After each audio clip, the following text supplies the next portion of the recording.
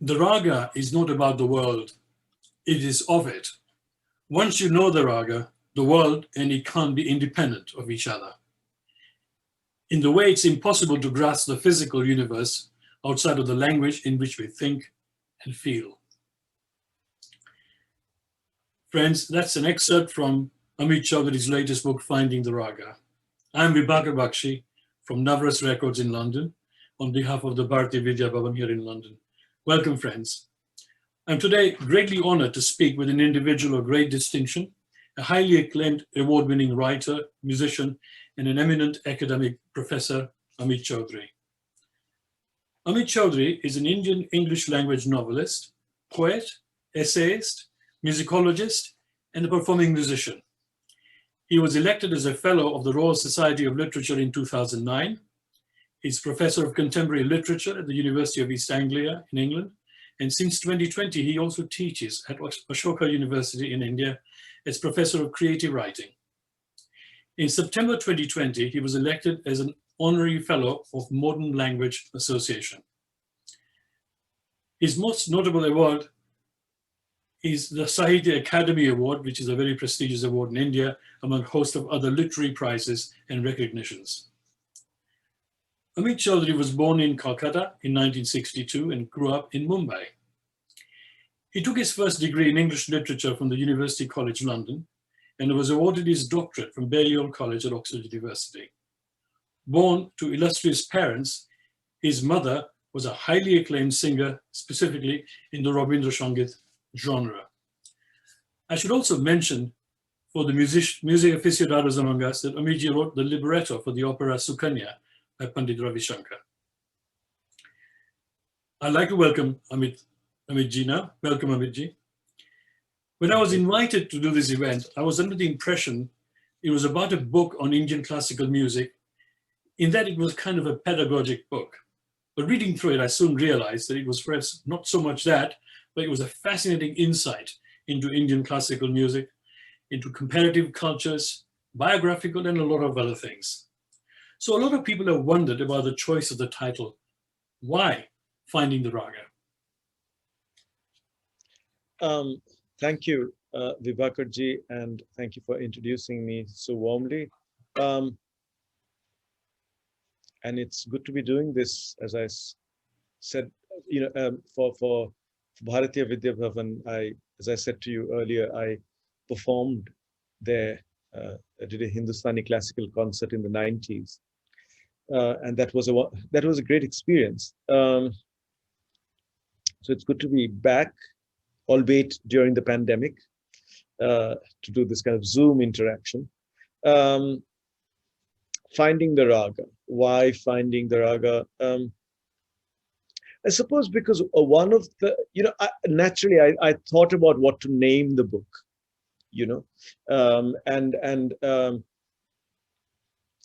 one of the titles, one possible title that I chose was Alap.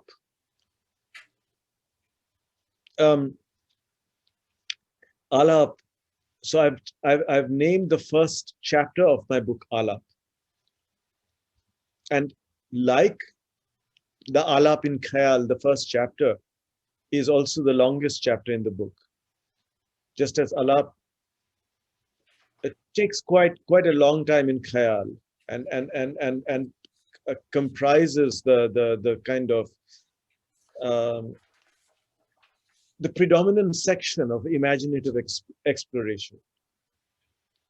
But Alap means introduction, and so I was interested in how much time the introduction takes in this genre called the Khayal, how central the introduction is, and then I thought of naming the book itself Alap.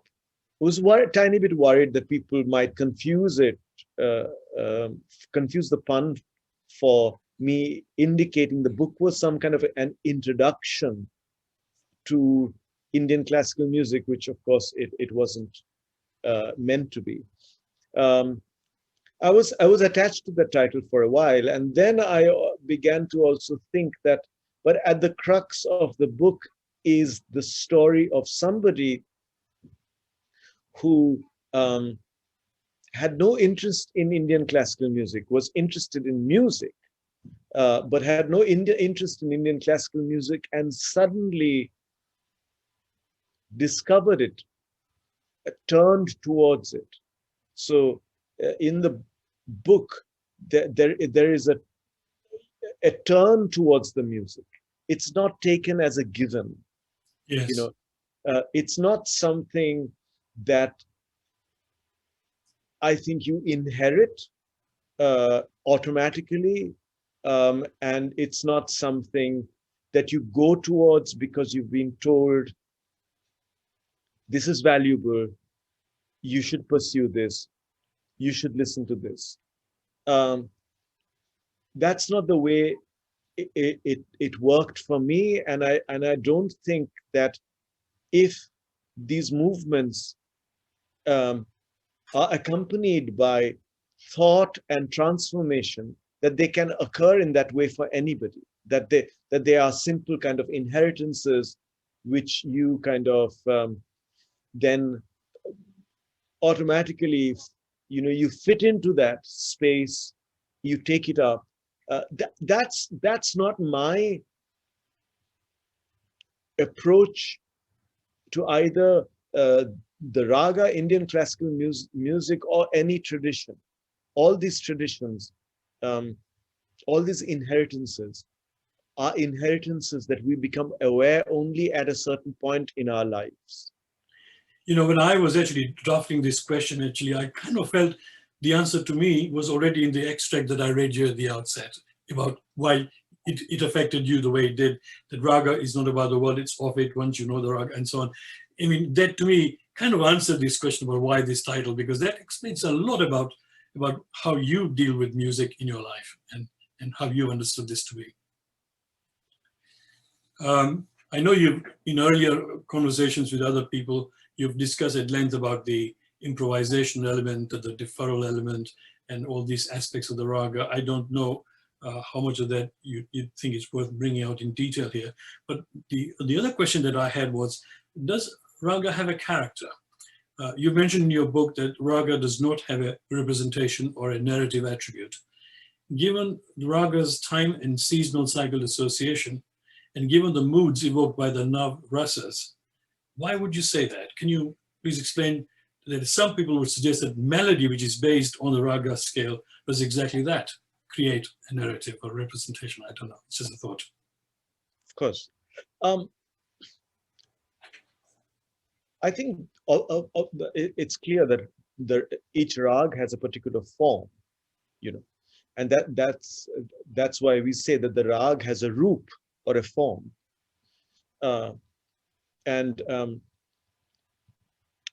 My teachers, my guru's brother-in-law, who also helped me a lot with the whole kind of whole business of practice, picking up ragas, tals, etc.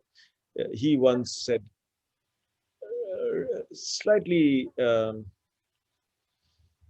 expansively, maybe a little sentimentally, that, you know, if you follow the roop properly, or if you sing Yaman and follow, let us say, the roop of Yaman properly, then the roop will come and stand before you, and the form will stand before you. And of course, he had a poetic kind of turn of phrase, and he was also a Kathak dancer. So I think the roop also meant something to him as a dancer, you know. However, I call the rag non-representation in this book, because I am sort of trying to navigate a way through the English language and the way we understand the world, the way we understand culture in a post-Enlightenment world. The post-Enlightenment world is a human-centered world. So the moment that we say it has a form, we think of the human form. We do not think, we don't know how to think in a way, or we don't have the language to express what that way of thinking might be, where all forms are equally valid and are non-hierarchical. And so we can think without hierarchy between the form of something real and the form of something imagined or fictional, and a human form and a non-human form.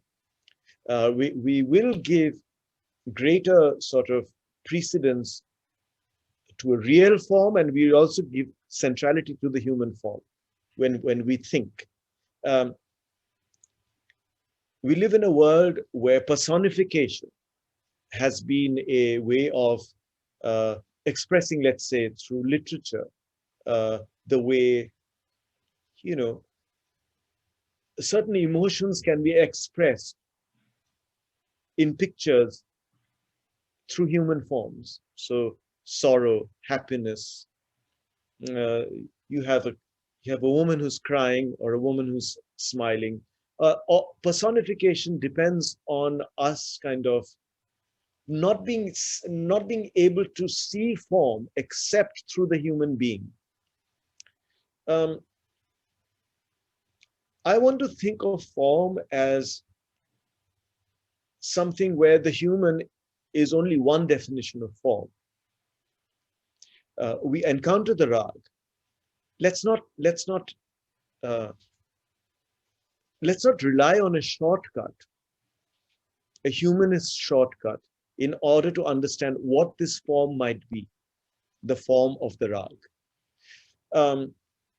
What does it mean to encounter this form? Let's again not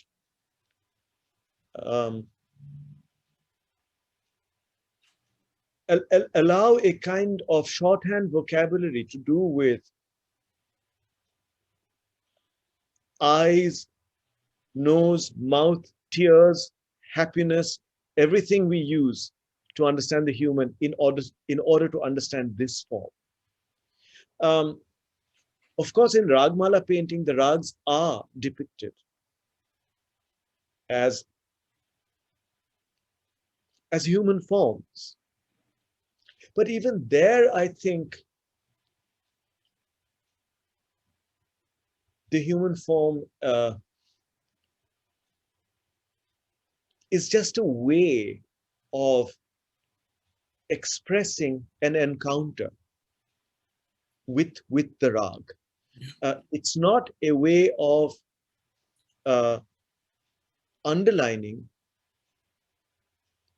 the centrality of the human being in the universe. It's a way of expressing what it means suddenly to encounter the rag, to have a sighting of the rag. It's almost like overhearing the rag. What does it mean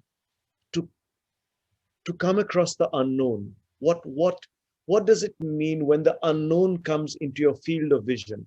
The Ragmala paintings use a human form in order to describe that encounter.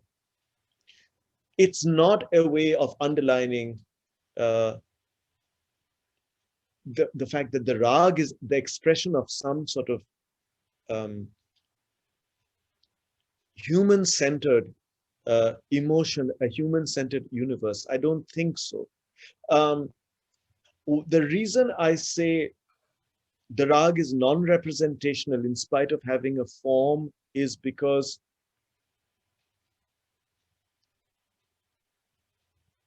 a komal gandhar, a komal rishabh in a rag, the flat second, the flat third in a rag does not necessarily mean sadness.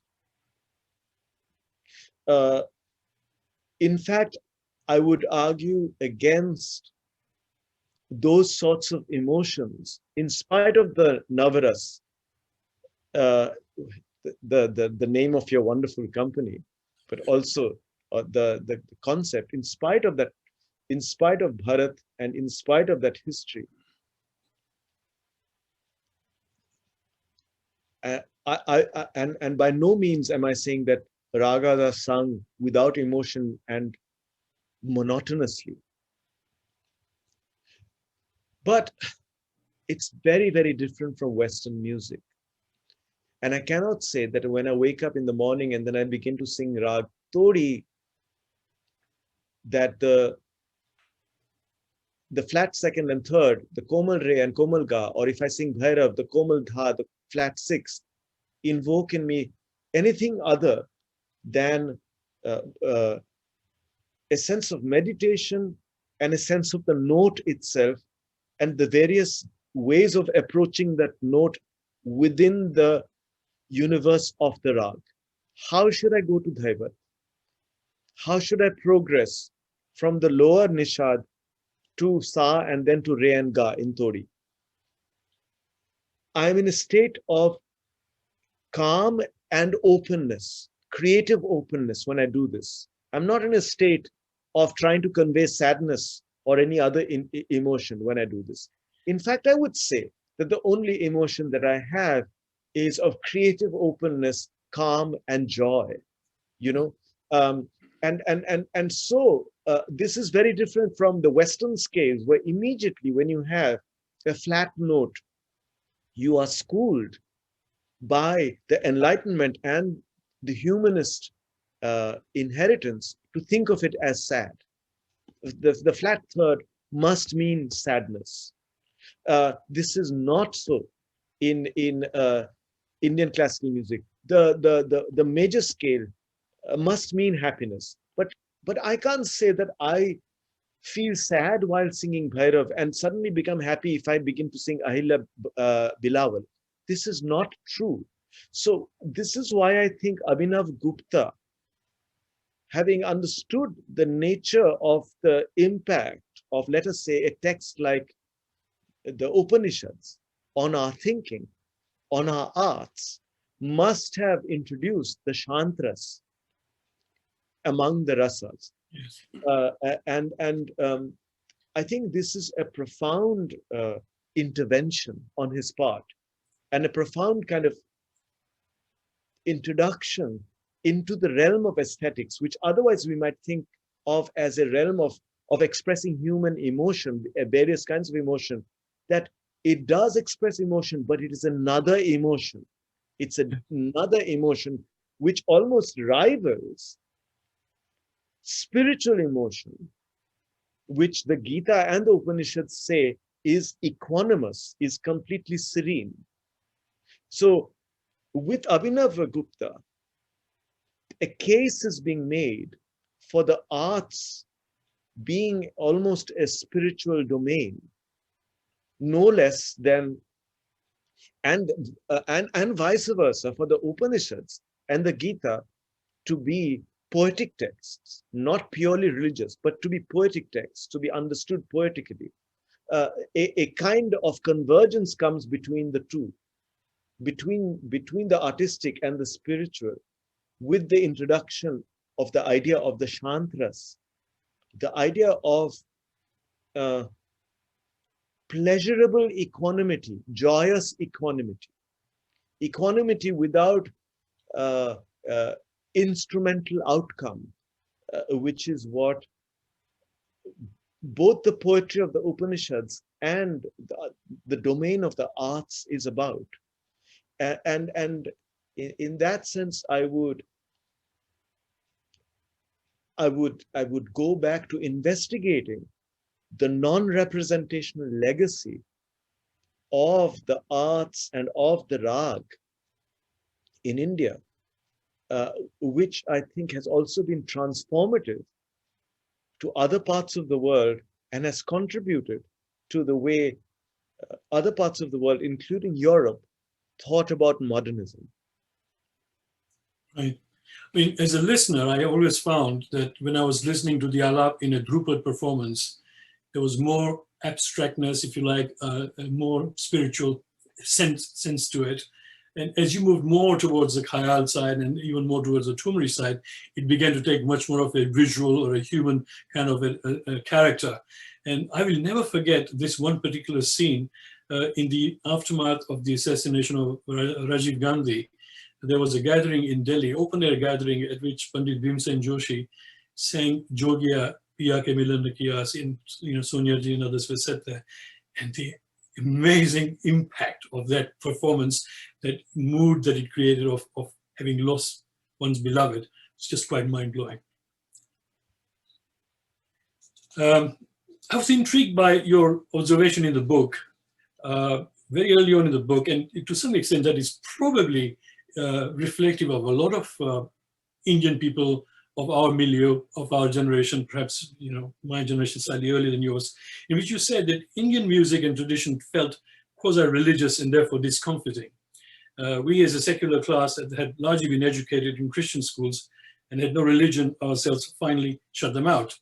And kind of sometimes when I think about that, I kind of say to myself, are we contradicting ourselves by virtue of the fact that being in a Christian school, we found our own form sort of quasi-religious? But that, I think, was an element of what being exposed to an additional environment of education allowed us to think beyond our borders, maybe. But I don't know, what are your thoughts about that? Well, we were.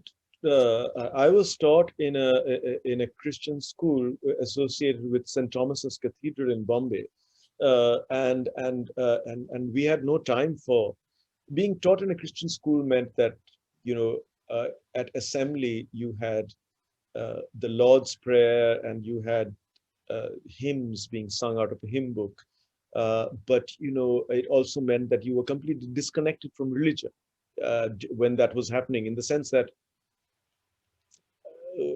we didn't much care to know what the world was according to Christianity.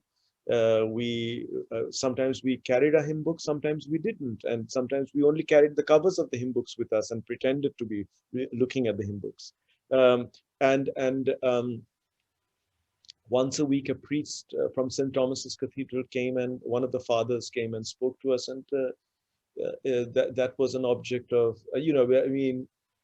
we did not take it seriously, and therefore we did not take religion seriously. We had no disrespect, particularly for Christianity. We just didn't have any interest in religion, and that's the way it went. But of course, it meant that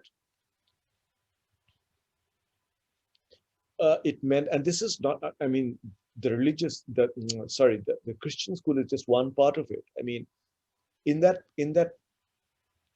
class, but also in the Bengali middle class, which I was also, a part of because of my parents, for entirely different reasons. There was a kind of low threshold of tolerance for overt religiosity. It was looked upon with suspicion. Yes, you mentioned that in the book, and yes, that's very true. Yeah, and this is because educated Hindus and Brahmos in Bengal,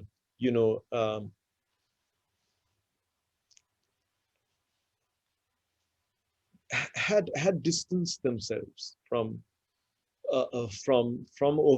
overt religiosity,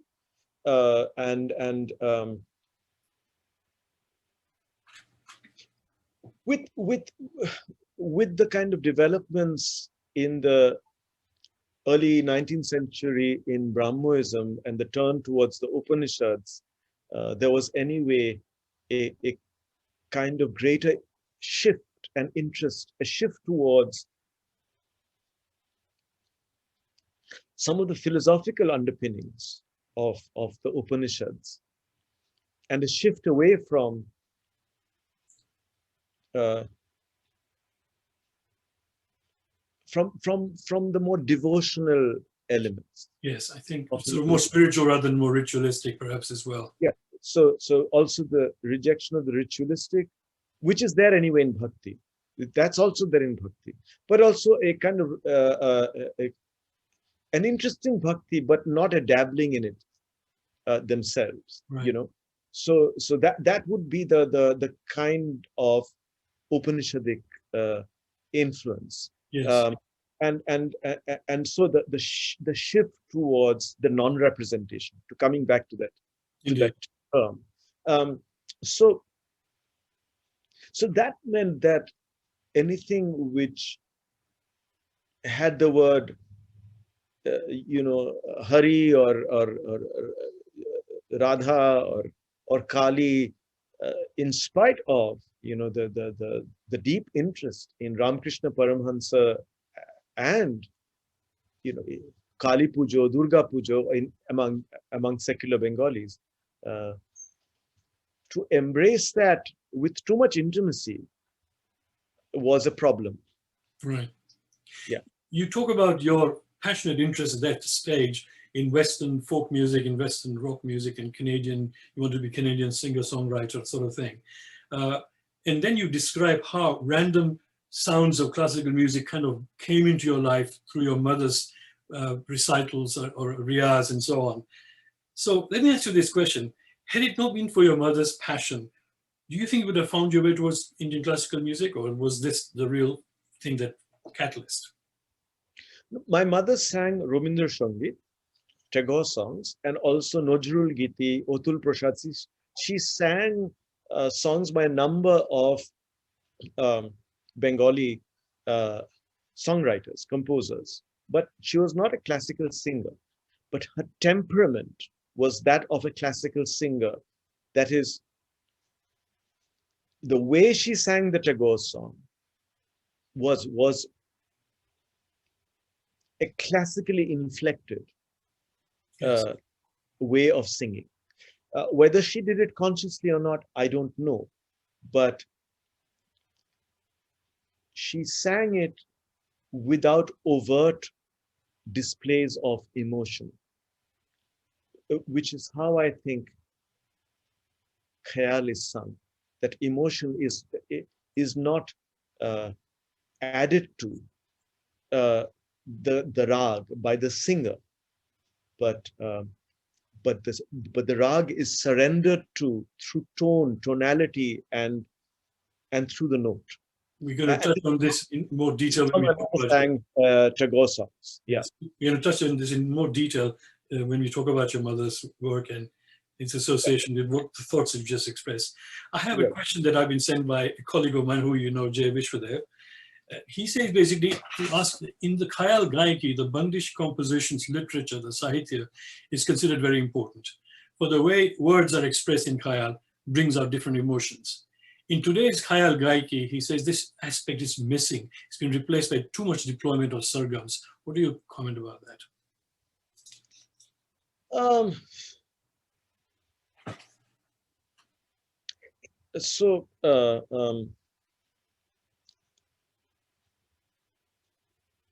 The khayal is, especially with what the khayal became, with the explorations of Ustad Amir Khan and others. But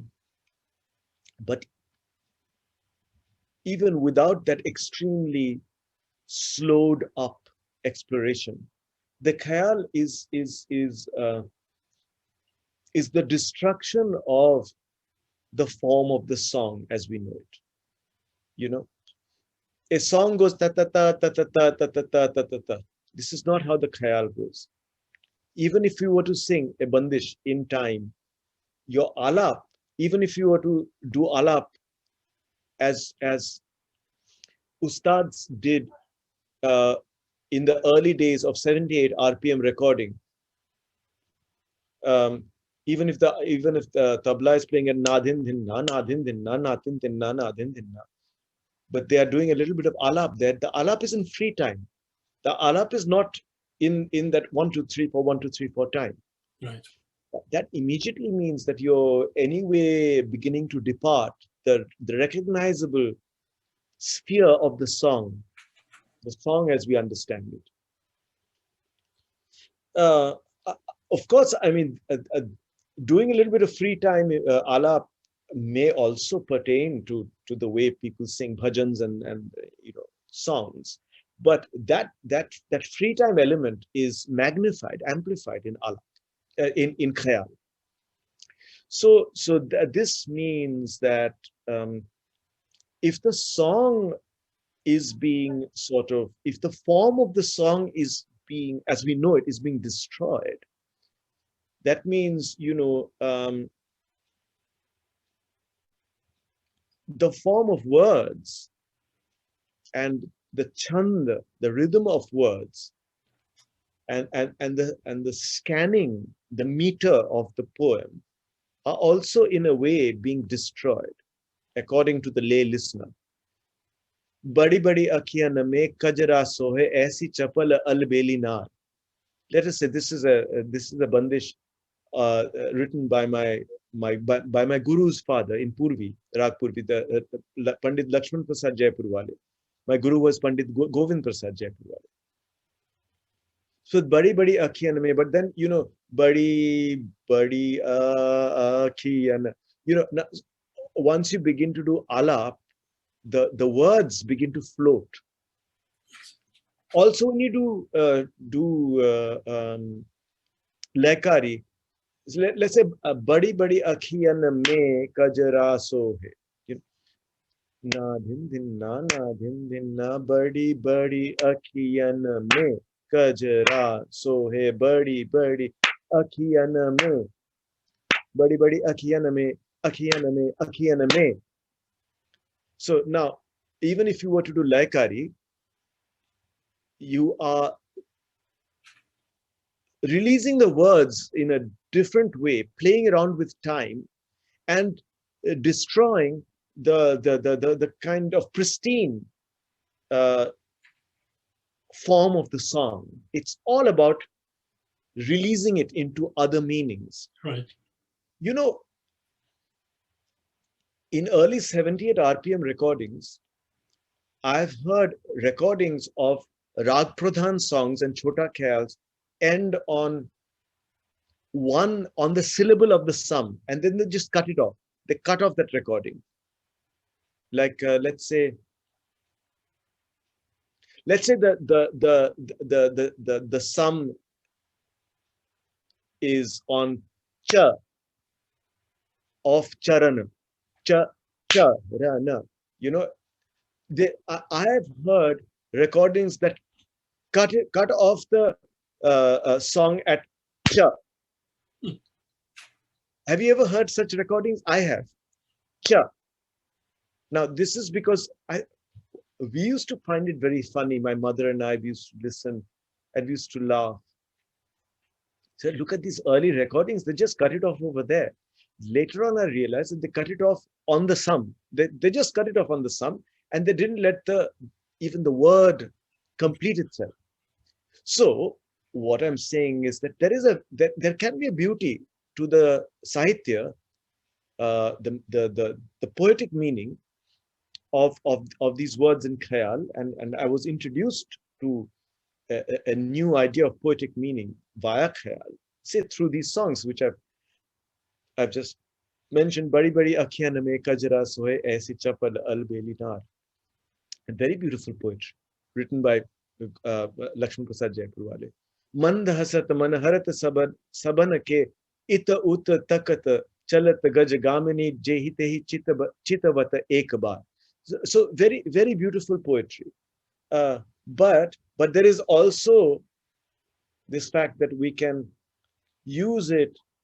We are using it gradually as the khayal progresses to do laikari, to do alap, to come to the sum. And over there, the form of the song as we know it is being loosened and stretched to such an extent in order to bring in other forms of play and meaning. And so that at that point, I'm not even thinking of the entire word. I'm thinking of which bit of the word lands on the sum. So if it is Hari and if it is her, then I say her, and then I even forget about Ri. And this is something to also look upon with wonder, that the khayal and the thought process going on behind the khayal and its explorations can dispense with the form of the song and allow this form to go into these spaces and places where so much else becomes possible too. I've noticed that with Pandit Dasratji, when he used to sing, he would just suddenly drop off at the sum, and then maybe one of his accomplices would carry over. He just leave it there. Right. So yes, and it almost leaves you imagining what he's not saying anyway. You kind of almost say, yeah, I know what's there, which is the Right. beauty of it. Yeah. I think what JS thought was more in terms of the use of what you call it virtuosity, in a sense that is more of reflective of the tayari rather than of the soul of the rag that is being projected. And in that context, but maybe slightly different vein, my other question was that there's an increasing display of virtuosity in laikari, in instrumental music, where the performances were repeatedly interrupted with percussion solo bits in the middle, which the purists would find this kind of disruptive because it kind of breaks their idea of how the evolution of the elaboration of the rag should take place. What do you make of that? I think possibly, according to Oliver Crask's biography of Ravi Shankar, it was Ravi Shankar who first gave the tabla player that kind of freedom, the freedom to sort of embark upon these long, complicated solos in the midst of, let us say, the sitar player playing a gat, or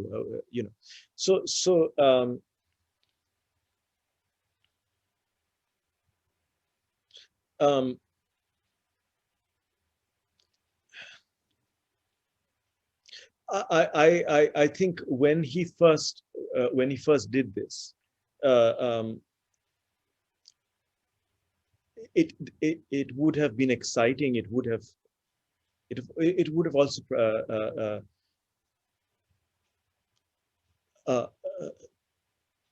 allowed us to partake of these wonderful things that the tabla player can do, and the wonderful pleasures of laikari, which is a very different pleasure from the pleasures of tonality, even complicated tonality. Because laikari is a mathematical sort of a form of mathematical play, and the pleasure you take in it has to do with energy and mathematical complexity, where the tabla player or the instrumentalist or even the vocalist is returning unexpectedly to the sum, to the one of the cycle, and risks are involved in that excursion. So usually, maybe the only time when we would get to hear this, when a tabla player displays their virtuosity to us, is during a tabla solo. A harmonium player or a sarangi player is playing a nagma, and the fact that a tabla player can do this during a performance by a sitar player or a sarod player, or even a vocalist to a certain extent, yes, gives us, allows us to partake of what it is they do, which, as I said, is a kind of very serene mathematical sort of feat. It gives us joy. It gives us a sense of excitement, a sense of uncertainty. How is this person going to come back to the sum? And yet they do come back to the sum through a series of complex calculations. Sorry. I was just going to say, in those days, there wasn't that much scope for the tabla soloists to do solo performances. And right. I suspect in the case of Raviji, maybe he really brought this into play, particularly when he was performing overseas in the world outside, and where the rhythm side of it was something that was particularly appealing to the audience there, and kind of allowed them to come into the overall performance more and break it up a bit more too. So I think there might have been an element of that. I want to move to your mother. But I just want to add one quick thing. and that I agree with Jay to, to quite a large extent, in that these movements have now become ritualized. Yes. That I embark on the composition, I play for a little bit, and then the tabla player comes in. Too frequent. And it's not, yeah, it's frequent, but it's also expected now. Yes. It's become a bit hidebound. Various features of those performances, the jhala, the tabla players kind of contributions, the very, very fast tintal towards the end, and the complicated tihais right at the end of the performance. Those have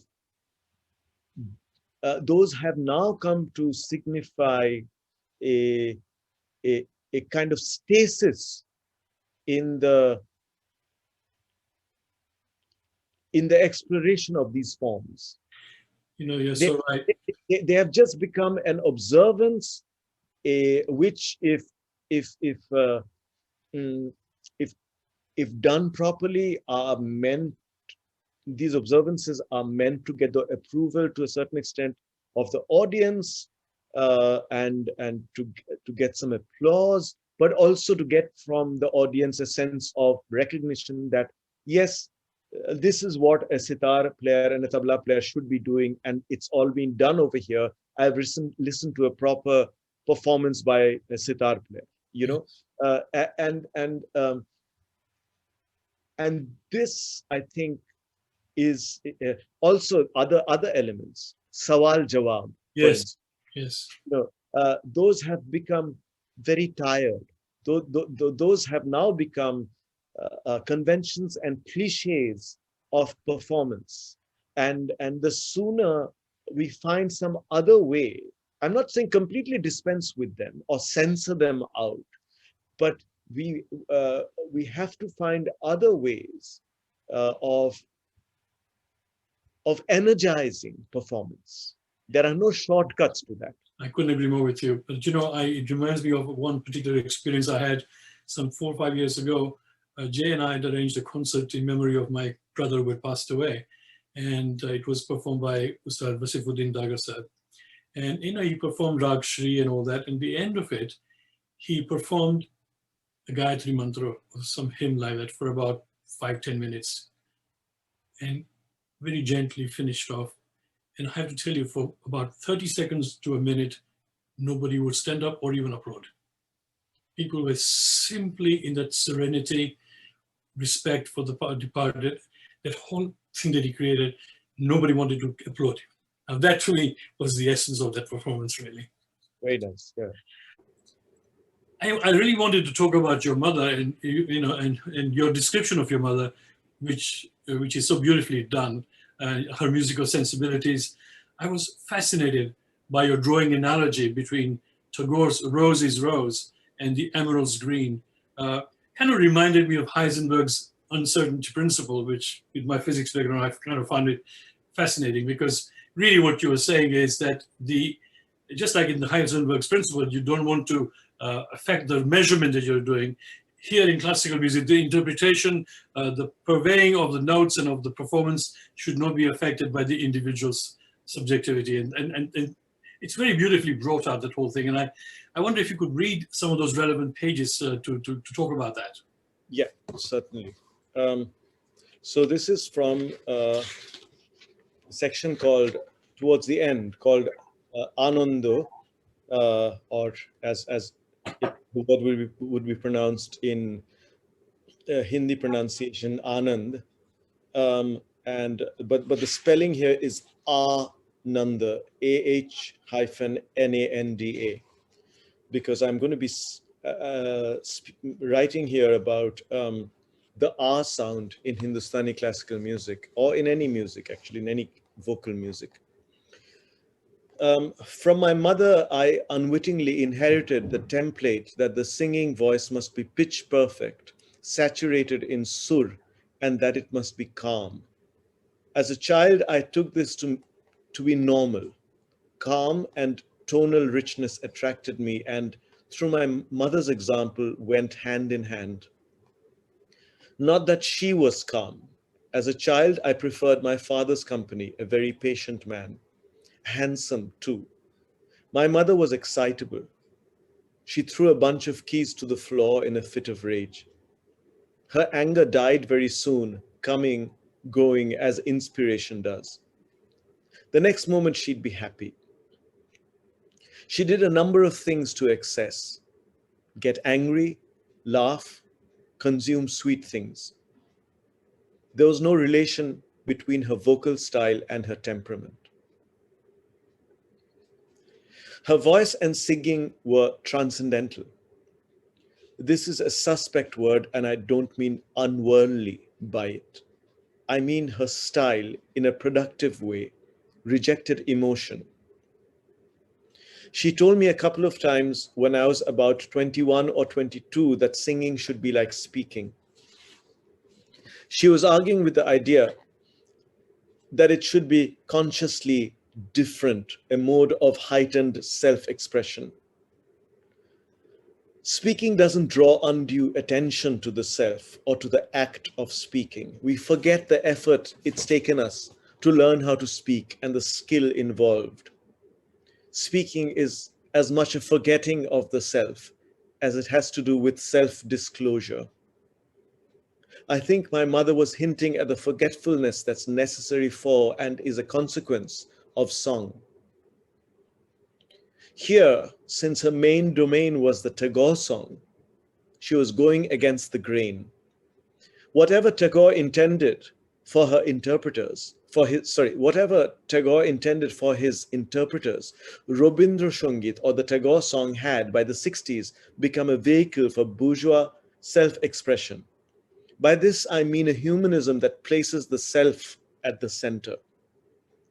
Parodic self-expression is what became identifiable as emotion, darod or bhab, in the Tagore song, and is almost all that remains of it today. The process began with three of the most popular exponents of the genre, Suchitra Mitra, Konika Bandyopadhyay, and Hemanta Mukherjee. Their earliest recordings are memorable for their vitality.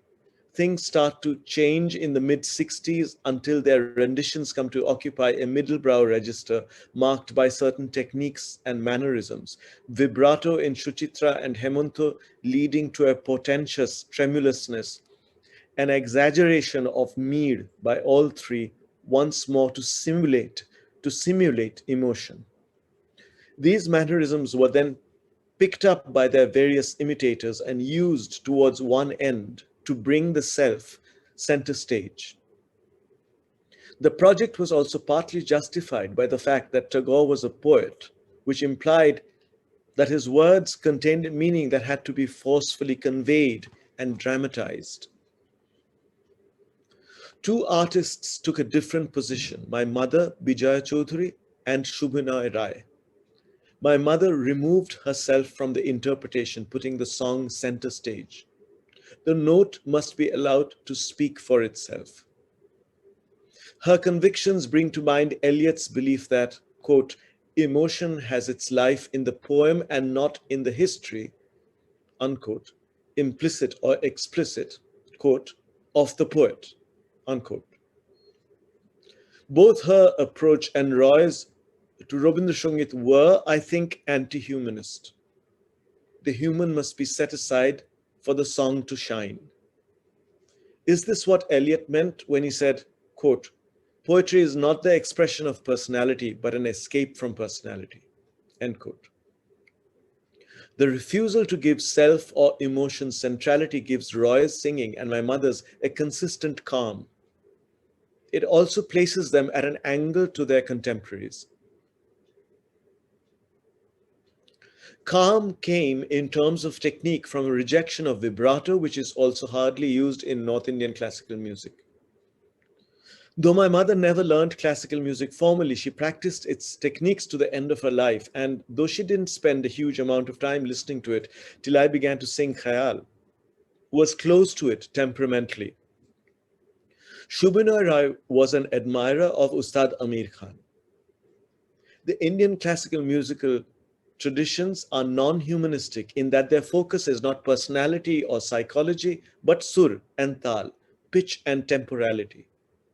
Vibrato adds emotion, but the note alone is joyous and equanimous and makes the artist and vibrato redundant. The belief in the proximity of calm to joy goes back in India at the very least, to the 10th century philosopher Abhinavagupta, who was also a theorist of rasa or aesthetic juice or savoring. There are 9 rasas, and for Abhinavagupta, the one underlying them all, the shant or tranquil ras, is coeval with anand, joy.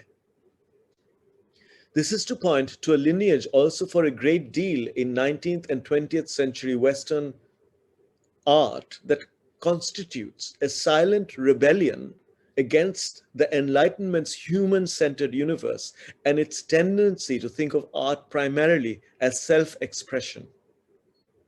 Take Wordsworth's curious remark that poetry is emotion recollected in tranquility. How can emotion felt or remembered be tranquil unless by recollection Wordsworth means self-extinction? There were 2 other ways in which my mother made the musical note more important than herself. The first had to do with her precision in pitching. Precision is often associated with control and objectivity, a privileging of fact over embellishment. But precision also has a very long history in many cultures. Think of the haiku, related to another sort of ambition. It means refusing to add or to supply meaning because the detail is significant already. If there's craft involved in precision, it's to do with curtailing the self's interference with what we hear and see. Tagore, in his memoir Jibon Smriti, says that the first rhyme he was drawn to as a child was the 4-word Bengali couplet, Jol pore, pata nore. The water falls, the leaf trembles. On one level, this is indistinguishable from empirical detail. On another, it's an inaugural registering of the world's movement. Nothing has been added. When the self empties itself, it becomes the world. It no longer needs to tell us of its feeling about a color or object. It becomes color, it becomes object. So Tagore, in the first verse of a poem called Ami or Myself, and I quote here, it's in my translation, "It's the color of my consciousness that's made the emerald green. The ruby has become red. I looked up at the sky. Light began to shine in the east and west. Turning to the rose, I said, beautiful, beautiful it became. You say, this is information, not a poet's words. I'll say, it's truth. That is why it's poetry. This is my pride. We all have a pride of our own." The difference between objective fact, information, and poetry isn't that the latter adds something to fact. It both surrenders to and creates what's true. The fact that the rose is a rose and that it's beautiful. For many, this isn't enough. They want a description of the rose's beauty. For Tagore, adding takes away from the transformative power of immersion. It's the color of my consciousness that's made the emerald green. As emotion and psychology recede, a consciousness of color and beauty begin to emerge. The belief that this is possible, he calls pride and indifference a hauteur that also characterized my mother's investment in melody. Her voice is not imbued with emotion, it aims to become the music in the note, the emerald's green. The other means by which my mother made room for the note is connected to a fundamental of Hindustani classical vocal music, akar. The term refers to the cultivation of the ah sound in meed and in alap. The ah liberates the self, dissolves it. The self's place is occupied by the note. There's a tendency in Anglophone society to associate the aw and o sounds with socialization, politeness, civility. The ah, in comparison, is unbridled. It must be contained. You could see My Fair Lady as a socio-spiritual allegory where destiny and music are shaped by pivotal vowel sounds. It's possible to watch the opening scenes of the of the West End version on YouTube. I need to correct that in the next edition, where Julie Andrews is selling flowers in a square. She's still without self-consciousness about who she is, about the social registers of the English language. She's poor and unconstrained. As a prelude to singing, she makes guttural, vowel-based noises. Ah, ah, ah. Then, with some tradesmen keeping the chorus, she starts to sing a song about losing oneself in a reverie. Wouldn't it be lovely? A daydream of idleness, satiety, and warmth. All I want is a room somewhere far away from the cold night air with one enormous chair. Ah, wouldn't it be lovely? The opening vowel in all is attenuated, but the Cockney mouth opens wider and wider with somewhere, far, away, air, chair, and even lovely. The words are both apposite and redundant. We feel the presence of pure voice, especially in the impassioned ah before each wouldn't it be lovely. Ah, wouldn't it be lovely is what she sings. This ah or akar is subsequently corseted and tamed. The story of My Fair Lady is the story of how happiness must be found in gentility, how what's unbounded must be checked. By the time Julie Andrews sings I Could Have Danced All Night, the polite self is firmly in place. Dance verges on dawns. The singing is tremulous. It has emotion underlined by a light vibrato. But although it's a song expressing Eliza Doolittle's newfound joy in love, the flower seller's self-forgetfulness has gone, as has the ah. This is a fascinating insight, and it's wide-ranging, and yet you have woven them together in a complete, if you like, homogeneous way of looking at this thing, and it's beautifully come out very nicely. I was really moved by this part of the book, because it actually addresses so many different things. Rabindra Sangeet on one end, the classical music, the expression of how you take yourself out of it and yet let the music, come out in its own right, and then how you related it to the Western context. So it was really worth. I don't know if you want to add any more to what you've just read. Not really. It's just me.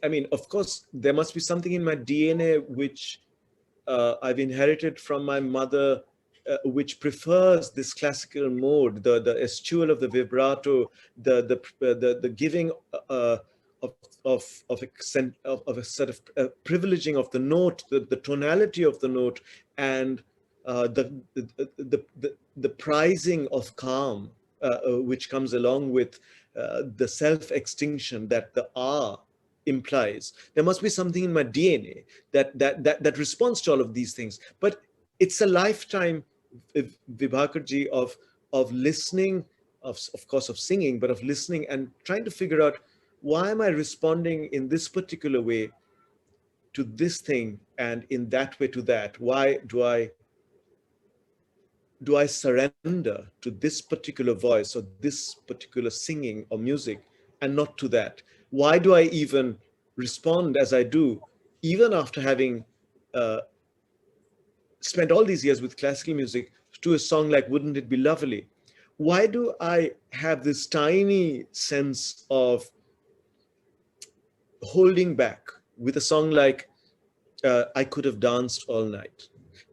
It's trying to make sense of all of these things, and then finding things like the voice, but also how the voice is delivered, the akar and the ah in Wouldn't It Be Lovely. being sort of bound up by the time she has become a polite woman, which is what she has become, which was the aim of Professor Higgins all along, to make her into a person who would be accepted and even celebrated in polite society. By the time she's become that, the rendition, the musical rendition has changed with the accent. So it's trying to make sense of my own responses to these things, Yes. that this kind of delineation contains. And you know, when you take it into the context of Indian classical music, it always reminds me of this. There are some vocalists whose voice you would not naturally call a voice that you would say it's a lovely voice, it's a sweet voice, or whatever you want to call it. But because they are so true to the notation that they are expressing, the sur, the scale, that it doesn't matter what the quality of their voice is. Actually, the beauty of the raga, of the scale, comes through naturally. And I think what you're really saying is exactly that it isn't the voice becomes the medium through which the beauty of this thing is expressed. And I think... Yes, the voice becomes the note, as it does with Kesar by Kerkar, for instance. It is a very beautiful voice, but not by conventional kind of expectations. I think it's a wonderful voice. But, you know, when you first hear it, especially if you've not heard her before or haven't heard a great deal of classical music before, even if you have heard classical music, the initial encounter will be, is this a woman's voice? What kind of voice is that? And then you hear the way it's kind of unfettered, but also completely immersed in the tune, to the extent that at certain points in the rendition, it becomes indistinguishable from the sarangi, you know? So I would say that it is the voice, but it's the self that becomes kind of secondary, and the voice is and the note are all that remain, you know. And you know, that's what I find interesting. For me, whenever I begin to sense the presence of the self intervening through a particular kind of effort at intervention, I begin to, especially through the expression of emotion, I begin to find it less compelling, less interesting.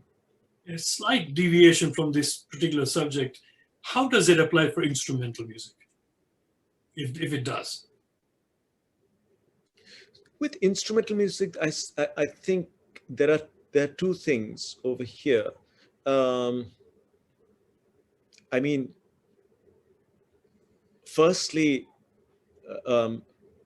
all the instruments try to replicate to a certain extent what the voice is doing through their tonality, through the use of mead. Mead is the one thing that the key Western instrument, the piano, doesn't have, which is why Tagore was so prejudiced against the piano, and why he and Nehru wanted, I suppose, that's why they wanted the harmonium out of classical music performances, because the keyboard of the harmonium cannot produce the mead, you know. It is interesting to see how then the harmonium players try to kind of arrive at a kind of ethos or temperament that is more at home in a musical system where the mead is so dominant, by allowing one, pressing the keys in such a way that one note flows into the other. Although they can't do that by keyboard, they try not to play chords, but to allow as much as possible to not go da da da da as it would in a Western style of keyboard playing, but from one to the other. With sitar and sarod and violin, of course, that's a Western instrument. Sarangi, bent notes, which is one way of sort of referring to meads. Glissandos is another, but bent notes are all possible. So that's one way they do it. The Gayak Yang in sitar, of course, makes a point of trying to reproduce those bent notes to a great degree of complexity. But also in the tanpura itself, which is an instrument which is not a performing instrument, it's the instrument which is played with everything that every vocalist or instrument plays, providing the sa and another note. Every string has a degree of resonance and impurity to it, which is achieved by pulling the thread up and down until you arrive at a place where the string no longer sounds clean. The word clean is used to refer to, say, acoustic or classical guitar strings without any fuzz. In rock music, they move between the clean sound and the distorted or fuzzy sound. In Indian strings, especially such as the sitar, or even in the so-called drone, the tanpura, you have that jhankar, which is called juari. Yes. You know, and this is another way of achieving, I think, something closer to the resonance of the note, of the pure note, you know, which is paradoxically depends on a kind of grain or impurity or texture. It's not clean. It has a kind of buzz to it. Yes. I mean, I don't know why it was, but when you get the beauty of sarangi, why did the classical vocalist migrate towards harmonium? It's a mystery to me, because sarangi is such an ideal thing. And in South India, they didn't do that. They instead went to the violin, which is very interesting.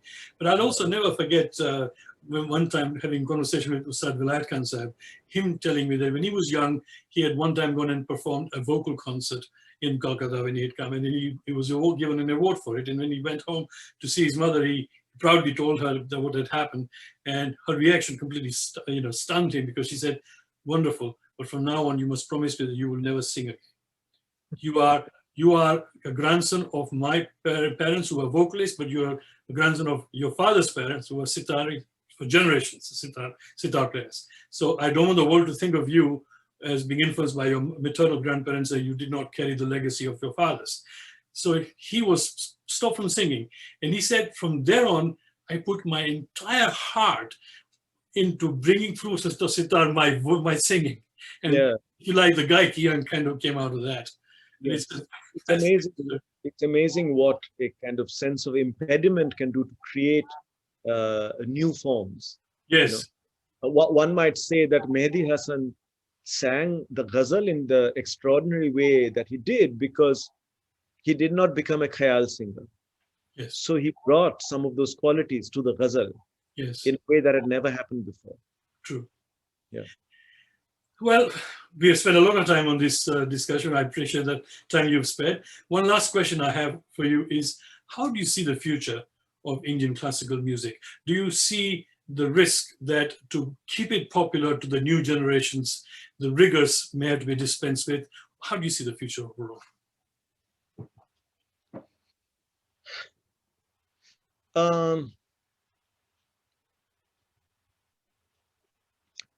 I mean, there are some basic things that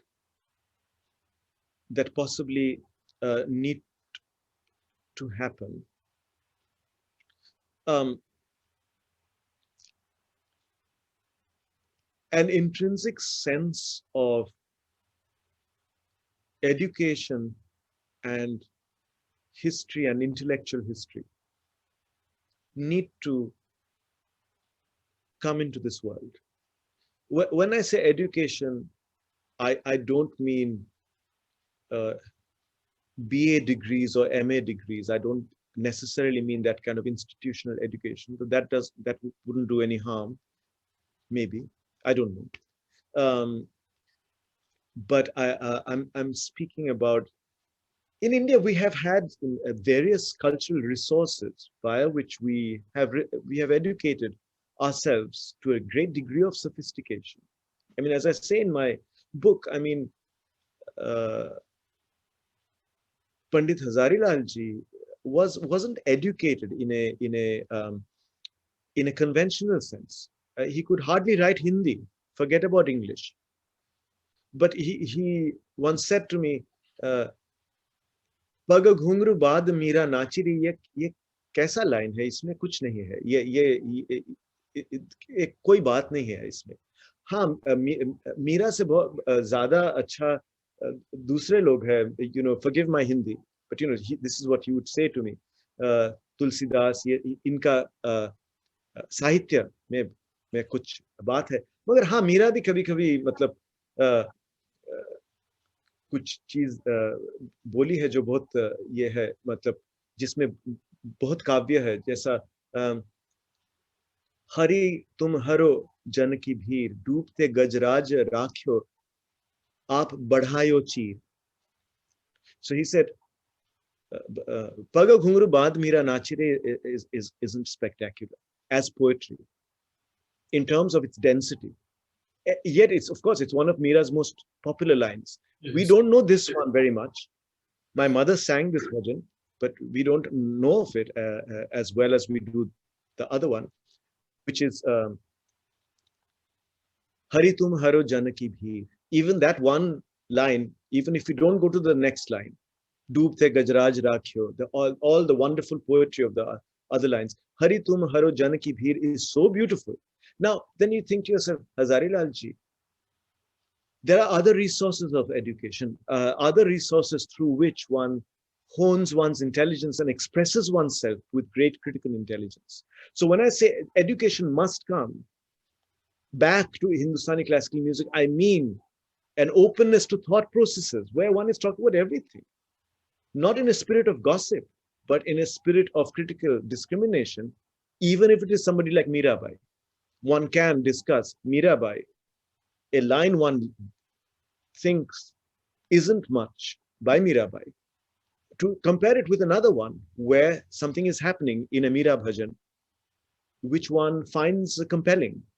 One should be able to talk in that way about anything rather than get stuck in a domain of sacred cows, taboos, gossip.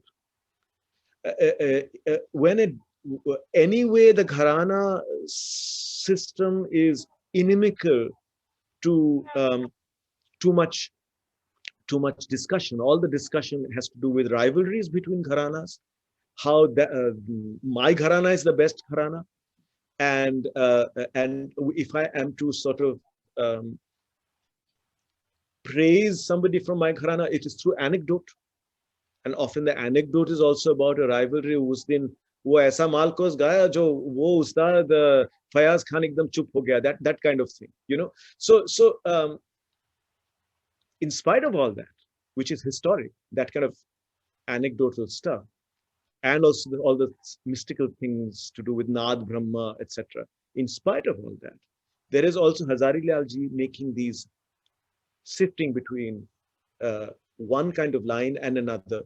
There are all the revolutions that have taken place in Hindustani classical music, and there are other anecdotes which are instructive, like what we hear Ustad Amir Khan to have said that you know, what words do you practice with when you sing? कुछ भी हो जाएगा, कुछ phone book का number होने से भी हो जाएगा. You know, I will practice with anything. That is a comment, although Ustad Amir Khan said many things in praise of Sahitya, but that is a comment that also is making a point. It shows a critical intelligence at work, and no wonder it is Ustad Amir Khan who opens up the meaning of the khayal and the meaning of meaning itself when he's saying something like that. So what I'm saying is that when I say education, I mean a return to thought, a return to be able to speak critically and openly. You know, now people will balk at saying, मैं telephone book का directory से number उठा के रियाज करता हूँ, because they're caught up in observing sacred observances, which begin with touching of the feet, pulling the ear. When some ustad's name or pandit's name is mentioned in the midway through a concert, they'll do that. When I was growing up, I never saw that kind of stuff. I never saw so much of that, of this ear pulling, you know.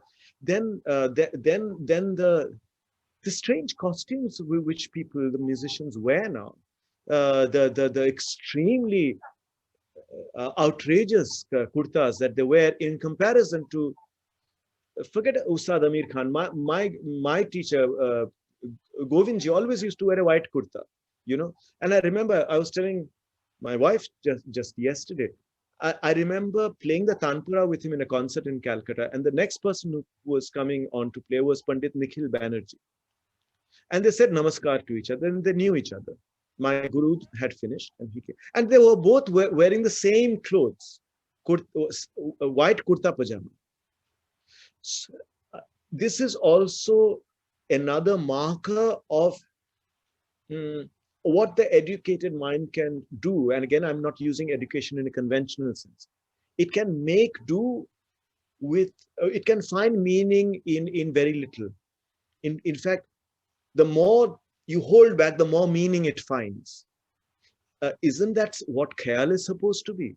You know, aren't you eschewing great orchestras, great ensembles for just a tabla, a voice, a tanpura, and a harmonium player? That's all you have. And then what are you doing? You are giving meaning to just a handful of notes, maybe 5, 6, 7 notes.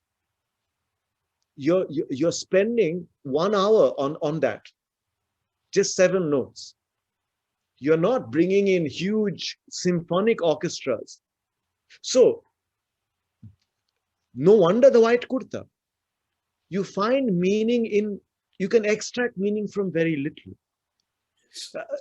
So once you forget about these things, I think the ability to think, to discuss, to think critically, and to give new life to forms, to improvise and create departures in your forms also begins to recede. And then you get into this kind of world of observances, of legitimizing yourself through doing pranam or going through the motions, which then also begins to shape the music. The music also now goes through the motions. We know that a sitar recital, a gat, will have frequent tabla solos by the tabla player. We know that it'll end at a super fast speed with a kind of chakradar type of tihai. We know all of these things, you know, that this is going to happen. We know there will be sawal jawab, you know. So it's that ethos which has now become observances, wanting to do programs. आज मैं ये यहाँ program किया, परसों मतलब next week वहाँ करूँगा, and then in between, I think there is a lot of not so much thinking about music. There is riyaz and gossip. That has to become different. Our iconic figures also need to be musicians who are not only wonderful virtuosos, but who embody a thought process about music, like Ustad Amir Khan did, or Pandit Lakshman Prasad Jaipurwale did. Has it become too audience-centric rather? Audience-centric, too closed in their respective territories, gharanas, too little place for the outsider. For instance, even within the gharana system, accommodations were made for great departures. For instance, Kishori Amonkar is a great departure within a gharana system, which now seems very established, but must have been fairly new. Aladya Khan's, you know, gharana. So he taught, among other people, he taught Kesarbai Kerkar and Kishori Amonkar's mother, Mogubai Kurdikar. I haven't heard Aladya Khan's singing.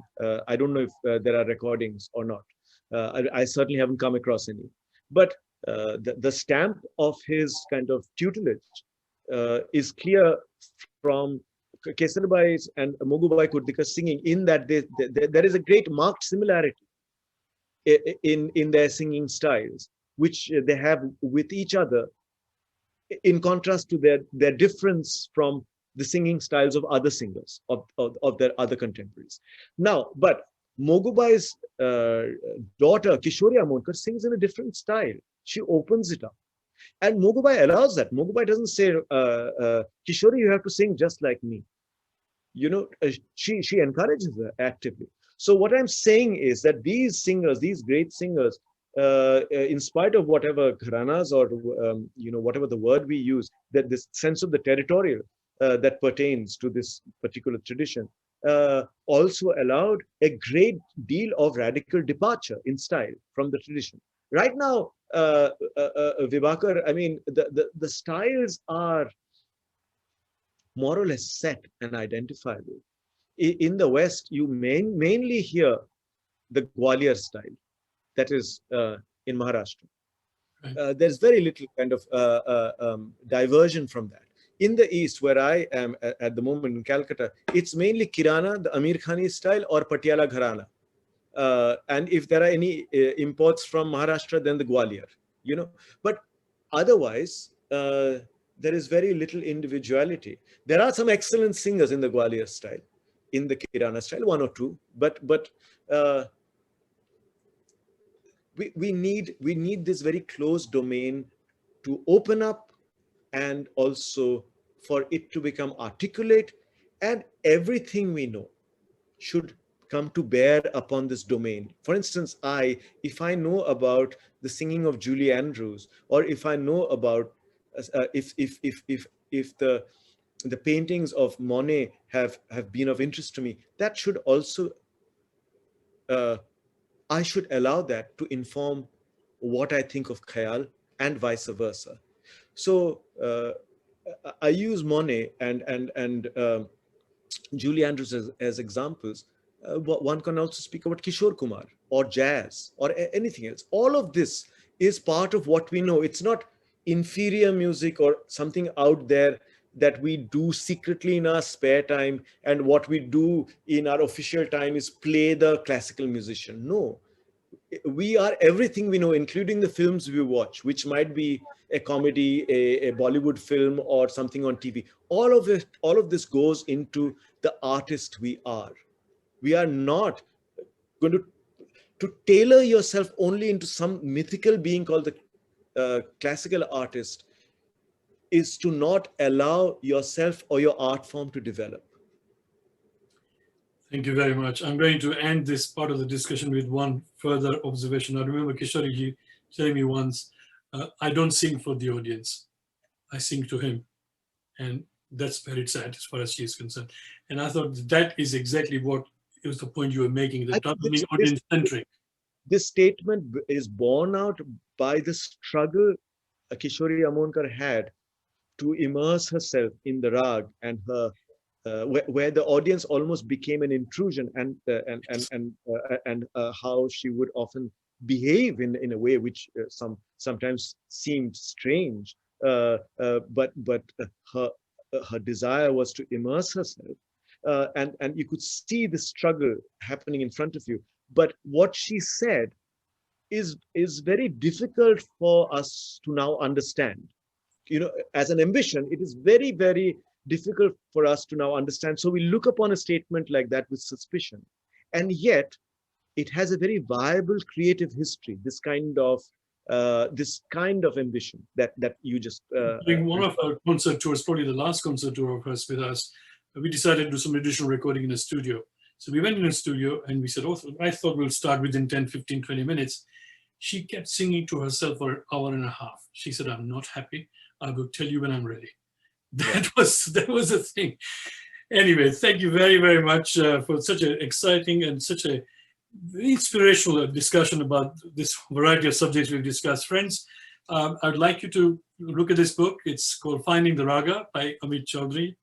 And it's a beautiful book. If you are into music, it'll give you a lot of food for thought. If you're into culture and comparative culture, it'll do that as well. And if you want to know more about him and his biographical aspect of his life, then it'll give you that too. It's a book that is very, very comprehensive and rounded. And I recommend it to you to read. It's brought out by Faber and Faber. And Amit ji, thank you very much on behalf of the Bharatiya Vidya Bhavan. I'd like to thank you for your time and for this discussion. It's been a pleasure. Thank you. Bye. Bye-bye.